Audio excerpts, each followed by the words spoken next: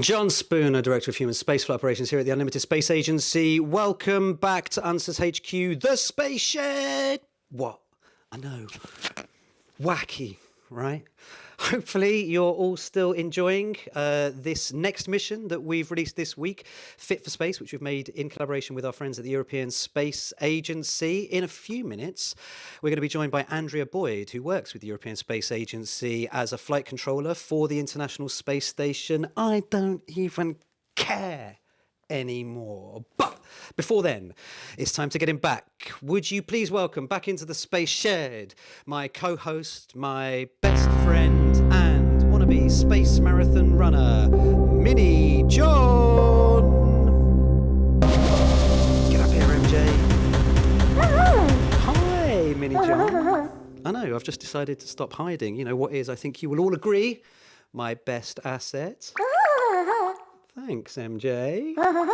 I will. You just keep being you, sister. Okay. Oh, tell you what, we've got something really cool that got sent in this week. Yeah, so just need to press this button and okay, cool. So cadets Toby Star with Team Star-Lord, they found a 3D printable version of you on Thingiverse. Thingiverse, it's a website where you can download digital files of things that you can 3D print if you have a 3D printer. Look, I'll show you later.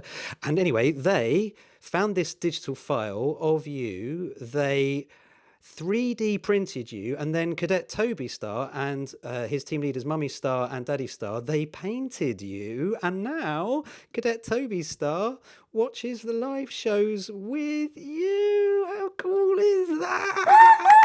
I know, right? What do you mean? What do you mean he doesn't look like you? He totally looks like you.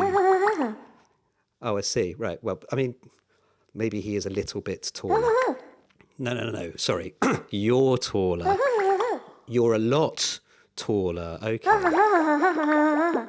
Great idea. MJ's had a really good idea. He was suggesting that maybe some more of you could make versions of him that you could watch the shows with, or they could help you with the missions, or just hang out. But not everyone is going to have access to a 3D printer, MJ. Oh, okay, yeah. Well, he's saying that you could make a version of him out of plasticine or blue tack or mud. What's wrong with mud? Okay. Well, what about? Do you mind being 2D instead of 3D? No. Okay. So you could make him out of cardboard, or just draw you on a piece of paper, colour him in, cut him out, stick him on a stick. Okay. So yeah, send us your versions of Mini John. We'll tell you what. Actually, we should put a few rules around. How about just try to make sure that you make him about the same size as Mini John is in real life, about 6 centimetres. Fine. 6 centimetres and a half. Yeah, and mostly orange. Anything else? Really? Fine. Okay. And he says, just make sure that you give him really cool hair like he has, and not silly hair like I have. That is just rude. Yeah, seriously. Oh, don't do that. I think he needs a snack. I'm sorry. Okay. Tell you what, before we get our guest in, shall we just see who is in the chat? Let's get rid of that. Thank you, Cadet Toby Starr, for sending that in. Who is in the chat this morning? We've got Amanda Gruber. We've got Priceless Images with Cadet Lucy, who's got another joke for us. Looking forward to hearing that. Javaria is there, who is our Missions and Communications Officer. Cadet Ellie is with us. Get involved with the chat if you're there. We turn that on during the shows. Looking forward to getting the questions from you. But for now, let us get our special guest in. Ladies and gentlemen, cadets and agents, all UNSA ground crew, would you please clear the launch pad and welcome into the space shed our guest for Wednesday, Andrea Boyd. Hi, Andrea. Hi, John. Hi, Mini John. Mini John was just saying Hello, hello to you. Yeah, you are. Oh, Mini John's saying he really enjoys. He's trying to see what the picture is behind you there. It looks really cool. Is that the? It's Star Trek L-Cars. Oh, are you a Trekkie fan? Absolutely. Yeah, I mean, who isn't? For any of our cadets that don't know about Star Trek, maybe when you're a little bit older, or even now, check it out. It's one of the best sci-fi TV shows ever made, right, Andrea? Yes, absolutely. Okay. Thank you so much for joining us today. You are, I mean, there's so many things that you are and so many things that you can do. You are a mechatronic engineer, for one. I know what that is, obviously, but Mini John is wondering, what is a mechatronic engineer, Andrea? So it's mechanical and electronic and computer systems sort of all bundled into one very versatile engineering degree. So we're multi-talented and we can work in a lot of different fields. It's, as I understand it, it's robots, right? Yeah, it's also specialist in robotics, which is awesome. Which is really awesome. And that was is that the first degree or the first bit of training that you did as a mechatronic engineer? Yes. Yeah, that's my main degree. It's your main degree. And now you work with the European Space Agency as a flight controller for the ISS. So you're calling us from Cologne today, which is where the European Astronaut Centre is. Mm-hmm. What do you do? What is a day like for you as a flight controller on an International Space Station? Yeah, so I've been here for almost 9 years now, and as a flight controller, there's actually a lot of different flight control positions. So when you first come in, you need to certify for whichever position you have. So it can be very different depending on the speciality. You could be a flight controller that flies the space station, or the one that's responsible for all the power, or the data, or the comm systems, or the life support and environmental systems. Yes, so many different roles. And for my particular one, I'm Eurocom. So you know how you hear the astronauts call Earth and there's a voice that answers back? That's my current role. So there's actually 5 mission controls, and one at each has myself or my counterpart, and we're the ones that are the interfaces between the astronauts in space and then all the amazing specialists, scientists and engineers in mission control around the world. So basically, you're the astronaut's boss. No.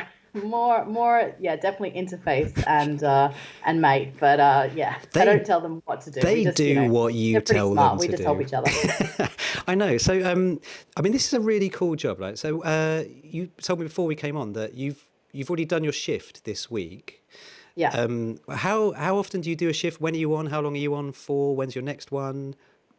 At the moment, I'm taking 1 or 2 shifts a week. They've got another one next week, of course, which is kind of nice because mostly we are, of course, working from home. We'll just go into the control room if we have a shift at the moment. So it's nice to get out and do that at the same time and have the privilege of doing that. Yeah, it really is. Cadet Izzy sent in a question for us. She was wondering, how is your job different to a flight controller or air traffic controller at a normal airfield? I mean, I think that's quite clear, but are there any similarities? There are some in that I guess it's a very, kind of demanding and high risk, low fault tolerant position. So there's a lot of safety consciousness and a lot of coordination and very clear communications. However, air traffic control is intense. I mean, our job is, quite a lot, but air traffic control is intense. I think they even have an upper age limit because it's a very stressful position, coordinating all of that all the time. So our job is much less intense than air traffic control. So you're saying it's you're in charge of a spaceship in space, And you're saying that's pretty chill as a job? Well, I think flight controllers all have really calm personalities in general. That's sort of how we're selected. So we're calm and we're calm under pressure, regardless of the situation. And was Yeah. this something that you always wanted to do? Was it like, I want to be a flight controller for spaceships? Yeah, it was. And it came actually from Star Trek because I learnt the word engineer watching Star Trek because I liked pulling things apart and putting them back together and stealing my brother's Lego. And then, I had no idea what an engineer was, but I watched Star Trek and I was like, that's what they do. So I should become that. And I could, maybe make things work in space. And then the International Space Station started and it's like all the different countries around the world working together. And I was like, well, that is the closest thing to Starfleet. I really want to be a part of that, and somehow get into mission control. I mean, from Australia, I had no idea how to do that, but it turns out, yeah, I studied engineering and it was possible. I can't tell you how happy it makes me to hear, and Mini John as well, that Star Trek actually going, this is Starfleet. I'm basically Starfleet. Do you ever get dressed up for flight control? Like, do you get a uniform? Ooh, not for flight control, but we do have one sort of costume day for Carnival in Germany, in Cologne especially, and I have been Star Trek for a couple of those. So, because Samantha, you'd have worked with Samantha, I guess, Yeah, Christopheretti. her office is up the hall from mine. Yeah. Yeah, yeah, and you know that she's a big Trekkie fan as well. Do you go around to each other's houses and watch Star Trek together? No, we don't. But yeah, it's really cool. Like her pictures from space were fantastic, especially with the uniform and the Nimoy tribute. Very much enjoyed that. Yeah. Really? Um, we talk about how relatively chill it is, and that part of your personality is about staying calm and being able to communicate clearly with those astronauts. But Cadet Scarlett, and you can see how excited I am just imagining myself doing that thing. Cadet Scarlett, who's 11, wants to know: is it an exciting job? Yeah, absolutely. I mean, you plan every day a lot, so you do know what to expect, but you need to expect the unexpected as well. So it's when things aren't perfectly according to plan, and that's when, your engineering and your problem solving and teamwork really kicks in. And I really enjoy those days, actually. They don't happen too often, but I quite like them. Um, Cadet Annabelle as well. I was really interested in this question because you know Tim very well. I think you were again. Yeah, You were saying that you've been working with Tim a lot in the last year, um, yeah. and I know that he likes a practical joke. Agent Annabelle is wondering: do the astronauts ever play practical jokes on you? So they work quite seriously most of the time, and we don't have a lot of that sort of thing. But sense of humor in space is really important. So I think one of the funniest ones was actually I have two now I think of it. The one when Tim was on board and Scott brought a gorilla suit up and hid himself inside one of the giant cargo bags, That and was then he jumped brilliant. out and sort of chased Tim around the space station, which was funny. And the other one was probably Halloween. They sometimes, make costumes out of various things they find lying around and sort of take 10 minutes and outside of the workday and just show us. And we were preparing for the morning meeting, and suddenly Star Wars music started playing on Space to Ground. And everybody in mission control was like, who's got an open microphone?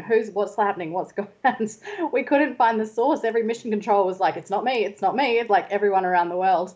And a couple of minutes into this random music playing, somebody wearing Darth Vader mask and cape just floated on the screen through the laboratory, and it was the crew that had played a joke on us. Uh, they, I think, enjoy having a bit of fun up there, right? Yeah, absolutely. But mostly it is hard work for all of you. It is. Their schedules are very intense. They're planned down to 5 minutes every day, and it's 12-hour work days of different science, engineering, and exercise every day, pretty much. And cleaning on Saturdays. So you've got to, Yeah, clean your tidying kitchen up. together on Saturdays. Sunday is a day off. Um, you know a lot about this week's mission. This is why you're here today, about health and nutrition in space. How is that? Because you work as part of your role here, you're working very much on that side of things, right? Yes. So part of my role is doing biomedical engineering operations on console together with Eurocom, And then part of my role off console is crew support, so preparing the food and things like that for the crew. So there's a lot that goes into it. There's, of course, like really amazing space food laboratories around the world. There's actually space food labs in America, Russia, Japan, and France and Italy. And they prepare lots of different foods. The astronaut can taste them before they have their mission during the preparation, and then pick sort of a vast array of dishes that they'd like to have up there with them. And they know that they're all nutritionally balanced and what their body needs for their work days. Okay, so we've got a lot of questions, for you about health and nutrition in space, because this is what our cadets are working on this week. So this is Agent Annabelle wanted to know, during this mission, we've learned a lot about a healthy, balanced diet for an astronaut. Out of interest, which of the existing foods on the space station would you like to eat yourself? Do you get to try any of those foods? I have tried not too many. I've been to the space food labs at NASA, but they didn't let me taste anything. But I did try some of the European ones. My favorite ones are definitely the Italian ones. And I mean, disclosure, I'm also half Italian, but of course we have the most awesome food. So I've tried a few. The first one I had the chance to try was actually one of Thomas' bonus dishes, French, but I'm afraid my palate isn't that broad. So it was foie gras ox tongue, and that was the first chance I had to try space food, and I just couldn't do it. But I tried all the Italian ones later, and they were amazing. That is not on the menu that we have supplied our cadets with. Ox tongue is not something that we know we were aware of. No, well, it's part of a special bonus food program. So there's all the regular food that's all nutritionally balanced, and then we have a special bonus food program in Europe. So we get a chef from the home country of the astronaut, and they pick some of their favorite dishes, and then the chef goes to the space food lab in France or Italy, and they turn it together into real space food. And that doesn't have to be particularly, healthy. It's just for fun, for some extra things. So it's really awesome food in that sense. No, you're right, because we've made a playlist on the channel here, which is all about Tim's mission in space. There's one for this mission, all about health and nutrition. It has videos of Samantha making her bonus food. We also have videos of Heston Blumenthal, the chef, works with Tim. Tim's bonus chef. Yeah. What did they make? They made did they make a bacon and egg thing? They made a bacon sarnie. I had to be told what sarnie meant. You're Australian. You must know what a sarnie is. Yeah, bacon sarnie. What else? I think like a chicken mornay. I'm sorry, I forgot the rest of his. But yeah, they did sound quite tasty. Yeah, so maybe part of so the list that we've given you, as these are all the foods that you can get on the International Space Station, our cadets could include one food bonus meal that was something of their entire own making. I think you've got absolutely. Be inventive and come up with some awesome, tasty bonus dish that would be fun for the crew to share with each other. Because you've got some examples of space food there, right? I do. I have some of the bonus German food. So it's not all, freeze-dried, unattractive food like it was in the old days. Most food is actually now thermostabilized. Or dehydrated. They're the two main processes for space food now. So you can have all the nutrition and everything, and the taste remains, but it also doesn't need refrigeration and has a shelf life of about 2 years. So a lot of the hot food will come in a tin that looks a bit like this. This is one of the German bonus food items. So it's a ravioli that was made in Germany. And then there's these sort of slots inside the galley for heating things up. So you could just put this directly in one of the heaters and warm it up, and then open the tin, and you're good to go. And that's your dinner. And there's lots of different ones. So there's like a rice as well. You can see in the tin here, different other meat dishes like chicken that are, extremely tasty. And then the alternative is to have the same thermostabilized, but in a bag. And you would just, again, put this in the heating compartment. Or the other awesome one is, the dehydrated. So you're saving a lot of weight by dehydrating it. And then depending if it's hot like pasta or cold like tiramisu, one of my favorites from the Italian selection, you just plug it in with the top part adapter to the hot or the cold water. And then you've got your ready-to-eat food. I'll tell you what, food in space looks all right. I think a lot of us were imagining, it's just like dried stuff. But no, tiramisu. Yeah, it's really good nowadays. Okay, well, look, there is this is a question from cadet my uncle Des, who hasn't given his age, but he asked, when they return to Earth after 6 months in space, astronauts have to be lifted out of their spacecraft and they look incapacitated. How will they function? So you're looking after them and keeping them nutritionally well in the International Space Station, but even after 6 months, they're still quite physically weak, right? And even though they do 2 hours of exercise a day. Yeah, so the countermeasures for being in microgravity that work the best is 2 hours of exercise a day, half cardio and half resistance training. And the resistance training, so the cardio is either a bicycle or the treadmill. You have to kind of be strapped in. You've probably seen photos of Tim exercising with this harness on the treadmill. And the resistive exercise is this advanced resistive exercise device. It's this all-in-one gym machine. It's completely amazing.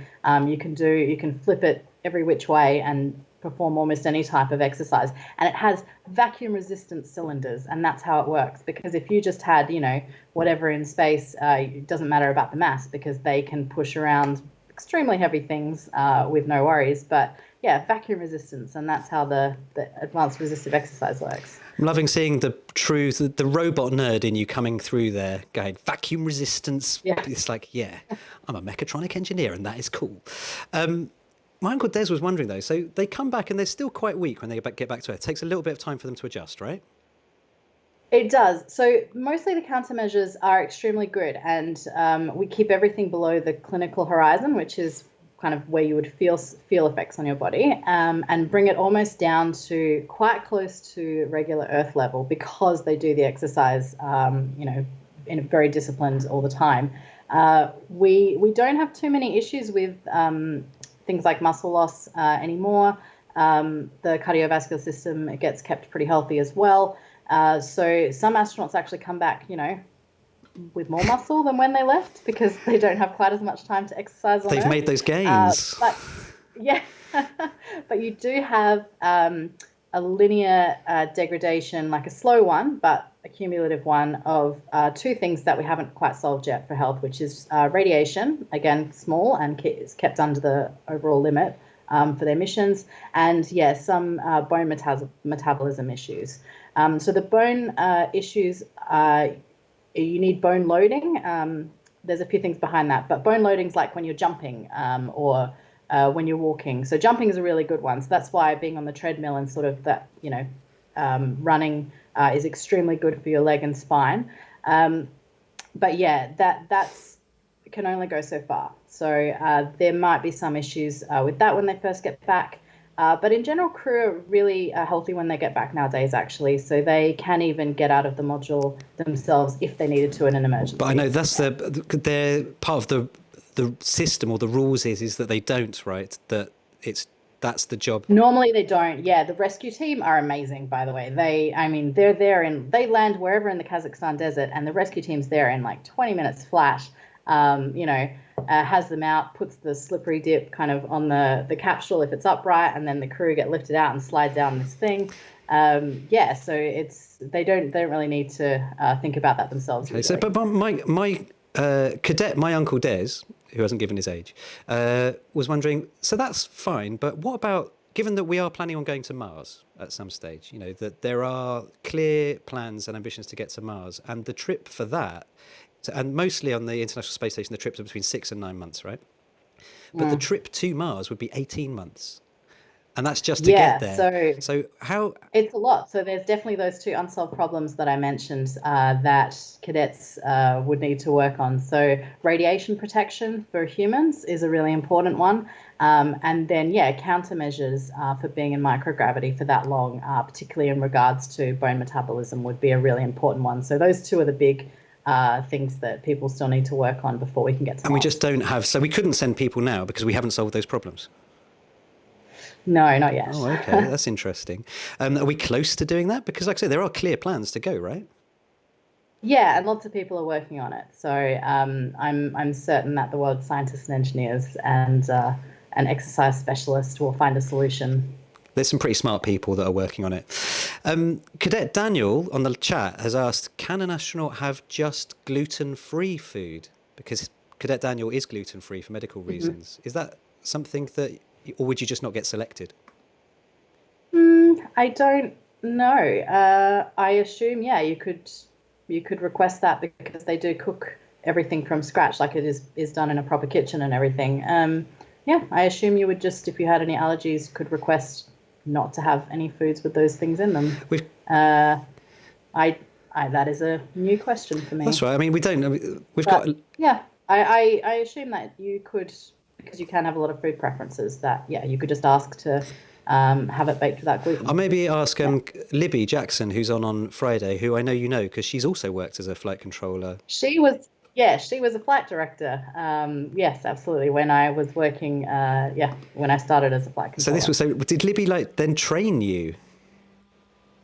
She helped in my training, and she was the flight director for many of my shifts on console. Okay, cool. Well, maybe we could ask her, because I know that she works now in human spaceflight program for the UK Space Agency, so maybe she would know more about the selection process and whether or not, if you had a gluten intolerance, that would mean that you maybe didn't get even considered. That's an interesting question, Cadet Daniel. Cadets Maisie and Darcy, who are both age 9 apparently, wanted to know, what is the scariest thing that has happened on the ISS when you have been flight controller?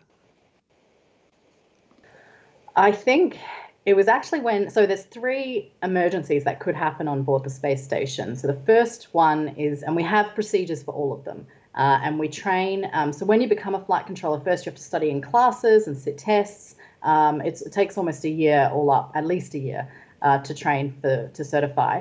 You have classes and tests just like at school, and then you have practical simulations to bring everything together, and you do those for so many hours. By the time you get to the real thing, it doesn't feel quite so intimidating, because in the simulations they make everything go wrong, and then at the end they throw in an emergency.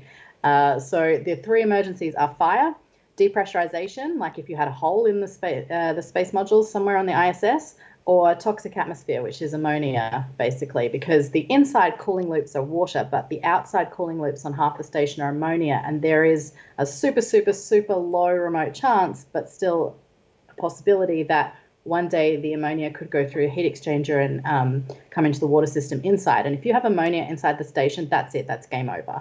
So we have alarms for all of these, of course. And one day I was on console and the ammonia alarm went off when Samantha was on board. You were there for that? Actually. Yeah.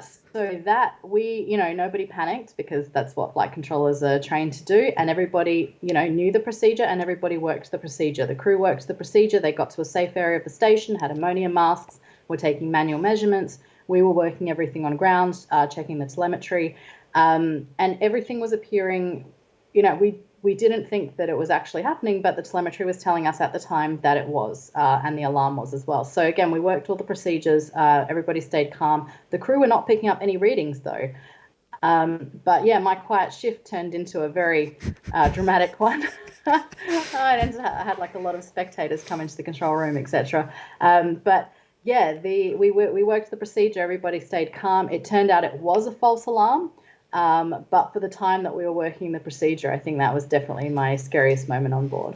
And if it hadn't been, I mean, yeah, I can imagine how that would be quite stressful. If it hadn't been a false alarm, if there had been ammonia in there, what would the crew on the space station have had to do? I mean, how quickly can they get back? Fairly quickly. So every morning we print out, actually, just in case all the computer systems go down. There's a printed copy of the correct undock times, and that gets placed in each of the Soyuz vehicles. They, even if they had to, just get in the Soyuz, close the hatch, they have a printed piece of paper saying at which times they can undock and land in a safe area somewhere in the desert, and be accessed by the rescue teams. So fairly quickly, to be honest, and then when they would leave depends on the next correct undock time.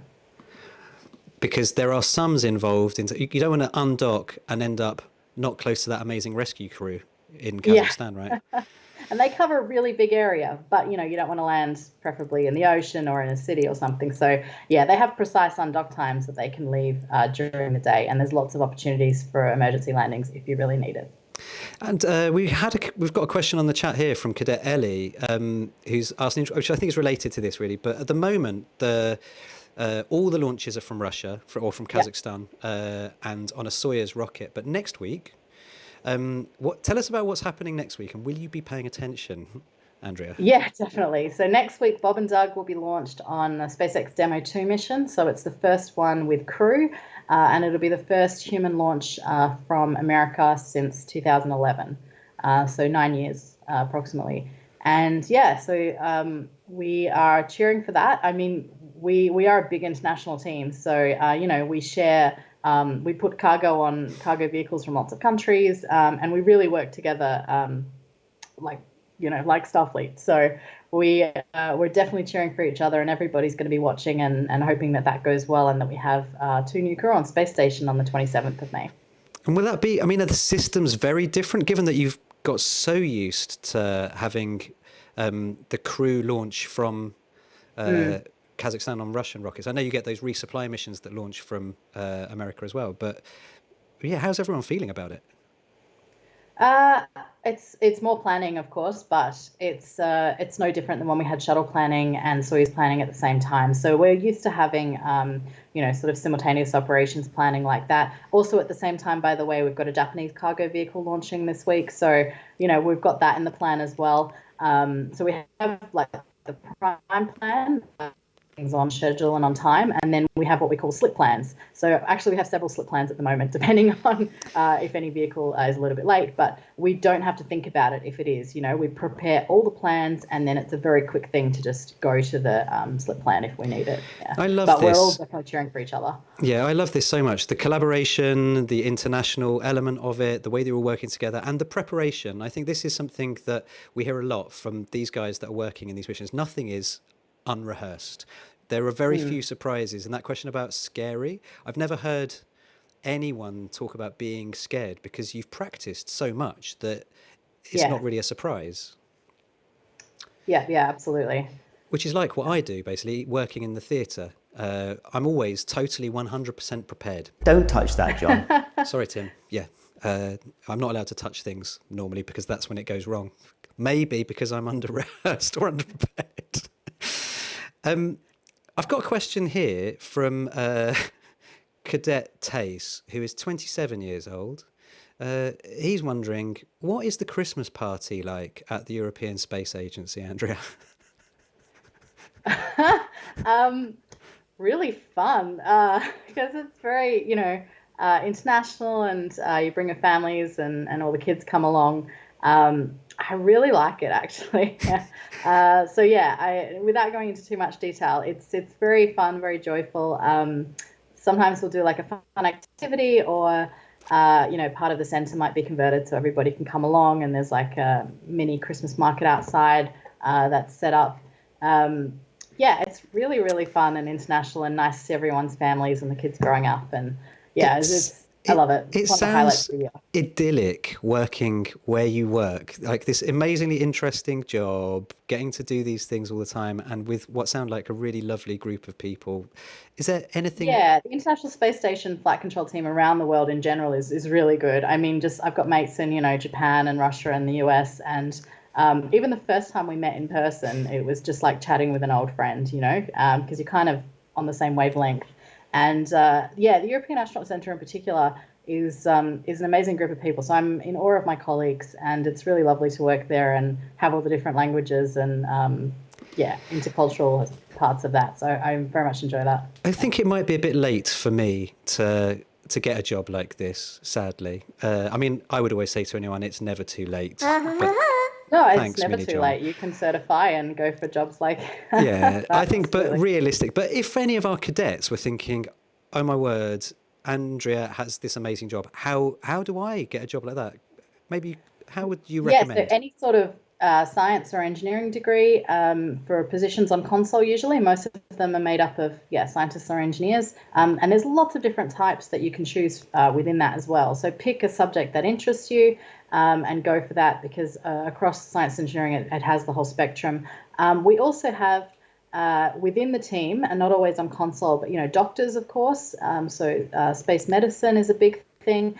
And even they're not on console most of the time, but exercise specialists. So if you're into physical fitness, you could be an astronaut personal trainer, for example, and be responsible for their health. So that's a full-time job as well. Physical, who would have thought? Space personal trainer, amazing. I should mention, actually, the thing about being a medical doctor as well, we have a podcast called Live from the Space Shed, which we record live from festivals, and we had Kevin Fong on one of those, who not only works as a medical doctor in extreme environments, but he got quite a long way through the selection process that Tim eventually was selected for as an astronaut. So go and listen to that. Look, if you're into your podcasts, Live from the Space Shed, the one with Dr. Kevin Fong describes the astronaut selection process and his process of how he got so close to doing that and working in space. But otherwise, just get into robots and watch Star Trek and be like Andrea. Mechatronics, it's the thing. And the degree sounds like Transformers. How is that not awesome? You've got such a cool job. Before we let you go back to your awesome life and job, I've got a joke. Would you like to hear a joke from Cadet Lucy? Cadet Lucy says, how do you get a baby astronaut to sleep? I don't know. How do you get them to sleep? Mini John, you rock it! That's funny, right? We're getting quite a lot of space jokes. It's really fun. Andrea, it's been such a pleasure to speak to you. If any of our cadets or agents had other questions for you, maybe they're not watching live now, but we can keep up with you. We're on Twitter. Is that the best place to stay in touch with you? Yeah, Twitter. If you want to put my tag, it's OzAngie7.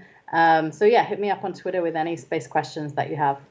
Excellent. So, cadets, doing the mission this week about nutrition and fitness in space, if you want to ask any questions of someone that is regularly in contact with those people, the crew that are working on the space station, has experience in biomedical engineering, which basically means looking after the bodies, get to Andrea. That's her name that's on the screen just there. So you can look her up on Twitter and ask a question there. Andrea, it's very generous of you. Thank you so much for your time today. It's been a real pleasure meeting you. Mini John says thank you very much as well, and we look forward to, hopefully, maybe we could do this again in the future. Yeah, let's hit me up. I'd love to. Bye, John, and thank you, Mini John, as well, for having me today. Oh, it's a real pleasure as well. Awesome questions. Really good questions. Right, bye. Big up to Andrea Boyd.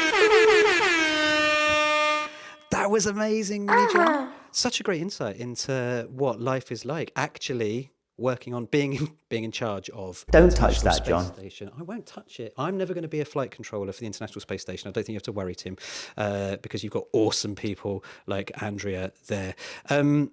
Okay, I think that went really well.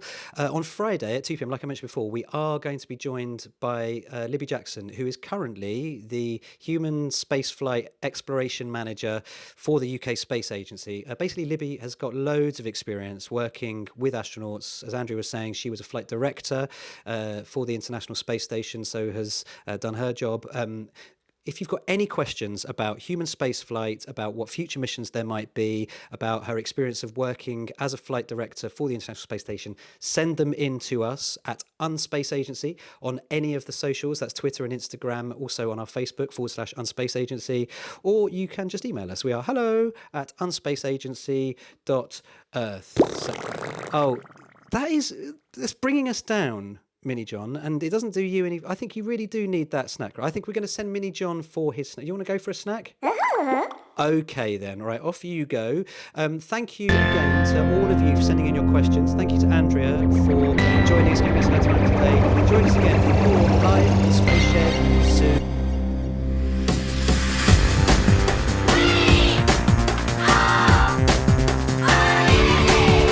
Unlimited, unlimited, unlimited, unlimited, unlimited.